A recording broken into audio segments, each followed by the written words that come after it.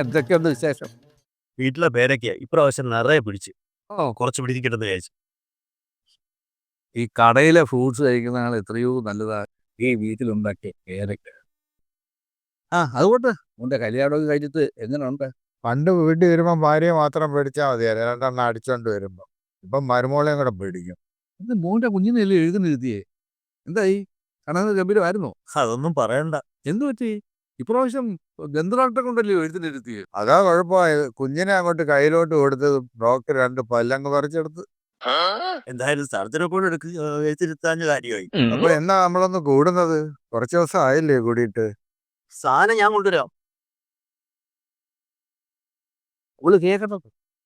ഞാൻ എല്ലാം സെറ്റ് ചെയ്തേക്കാ. നിങ്ങൾ സാധനോട്ടേക്ക് വന്നേച്ചാ മതി. അപ്പൊ അന്നത്തേക്ക് സെറ്റ് ചെയ്യാം. ബെക്കാടി ഓർമ്മ ഇരിപ്പോഴല്ലേ? എന്റെ കക്ഷി പ്രസിഡന്റ് ഉണ്ടായിരുന്നു. വലിയ വഴക്കിടക്കും കേട്ടല്ലോ. എന്ത് പറ്റി? പ്രസിഡന്റ് തല്ലത് ഉണ്ടോ? ഒരു ആന മണ്ടത്തരം.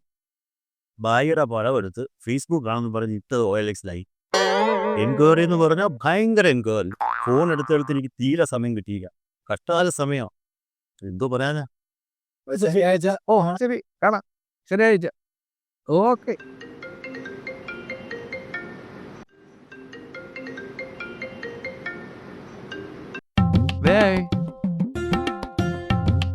ഇയാളുള്ള ഫോണാ. എന്താ പ്രസവിച്ചോ? പെൺകുഞ്ഞാ? ഓ, ദൈവം കാത്തു കേട്ടോ. ബ്ലഡ് വേണോന്നോ? ബി പോസിറ്റീവാ? പിന്നെ ചേട്ടൻ്റെ അടുത്തൊന്ന് പറയാം. പക്ഷെ നിങ്ങൾ കൂടെ ഒന്ന് കാത്തോണം കേട്ടോ. അത് നടക്കുമെന്നൊന്നും തോന്നുന്നില്ല. ഒരു കരുതൽ വേണേ. ഞാൻ പറയും ശരി, ഞങ്ങൾ ഇപ്പൊ എത്താം കേട്ടോ. ചേട്ടാ, അനിയത്ത് പ്രസവിച്ചു, പെൺകുഞ്ഞാണെന്ന്. എനിക്ക് തോന്നി പിന്നെ ബി പോസിറ്റീവ് ബ്ലഡ് 2 കുപ്പി വേണോന്ന്. നിന്റെ അനിയത്തി വല്ല ട്രാക്കുള കുഞ്ഞിനെയാണോ പ്രസവിച്ചത്? അല്ല, രക്തം വേണോ എന്ന് പറഞ്ഞോണ്ട് ചോദിച്ചത്. നിങ്ങൾ അതും പറയാം, അതിനപ്പുറവും പറയും. ചേട്ടൻ ഡ്രസ്സ് ചെയ്ത് നമുക്ക് ആശുപത്രി വരുന്നു പോവാം.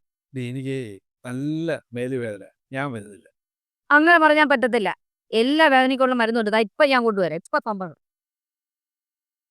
ഈ മരുന്ന്, ഇത് വേദനയുടെ മരുന്നാ. ഇത് കഴിച്ചാൽ ഇപ്പൊ എല്ലാ വേദനയും പമ്പ കിടക്കും.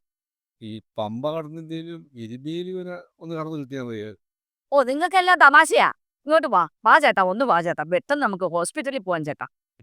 ഇപ്പൊ പോവാതിരിക്കുക നല്ലത്. അവിടെ എല്ലാവരും ഉണ്ടല്ലോ. ഇപ്പൊ നമ്മൾ പോയാലേ ഭയങ്കര ചെലവായി. നിങ്ങൾ എന്തോരം മനുഷ്യനാ. നിങ്ങൾക്ക് പോലെ ഒരു രാക്ഷസനെ കിട്ടിയാൽ മതിയായിരുന്നു. ഈ നീ രാക്ഷസൻ നമ്മളെ വാങ്ങുന്നേ ഒരിക്കലും നടക്കത്തില്ല. നീ രക്തബന്ധങ്ങൾ തമ്മിൽ ഒരിക്കലും ചേരത്തില്ല. നീ അല്ലെങ്കിൽ ഈ രാക്ഷസ കുടുംബത്തിൽ. ഓ, സമ്മതിച്ച്. ഞാൻ രാക്ഷസ കുടുംബത്തിൽ പെട്ടത് തന്നെ. എന്നെ കെട്ടിക്കൊണ്ട് വന്നതിന് ശേഷം നിങ്ങൾ ലക്ഷപ്രഭു ആയത്. ശരിയാ, നീ പറഞ്ഞത് വളരെ ശരിയാ. ഞാനേ കല്യാണത്തിന് മുമ്പ് കൂടി ചെന്നാൽ നീ എന്ന് ഇവിടെ കാലെടുത്ത് വെച്ചോ അന്ന് പോലെ രക്ഷപ്രഭുവായി. നിങ്ങൾ കൂടുതലൊന്നും പറയണ്ട. നല്ല സ്ത്രീധനം തന്നല്ലേ എന്നെ കെട്ടിച്ചത്. സ്ത്രീധനം മോഹിച്ചല്ലേ നിങ്ങൾ കെട്ടിയത്. ആണടി, ഞാൻ സ്ത്രീനെ മോഹിച്ച് തന്നെ നിന്നെ കെട്ടിയത്. നിങ്ങൾക്ക് മോഹിക്കാനേ സ്ത്രീധനം എന്തെങ്കിലും ഉണ്ടായിരുന്നു. എനിക്ക് മോഹിക്കാൻ എന്തോ ഉണ്ടായിരുന്നു. എനിക്ക് എന്തെങ്കിലും കുറവുണ്ടായിരുന്നോ?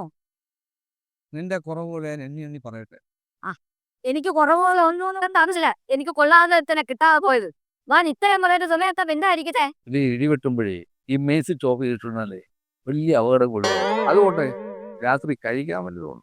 ഞാനേ കുറച്ച് വിഷം വലത്ത് വെച്ചിട്ടുള്ളത്, അത് കഴിച്ചാൽ മതി. വിഷമാണോ? ഈ കൂടി വിഷം വല്ലതും ആണോ? കൂടി വിഷമാണെങ്കിലേ നീ അങ്ങ് കഴിച്ചിട്ട് കിടന്നോളേ. ഞാനേ വീട്ടിൽ പോയി വല്ല കഴിച്ചിട്ട് വരാം കേട്ടോ. എന്റെ അടുത്താ അവരുടെ ഒരു കളി.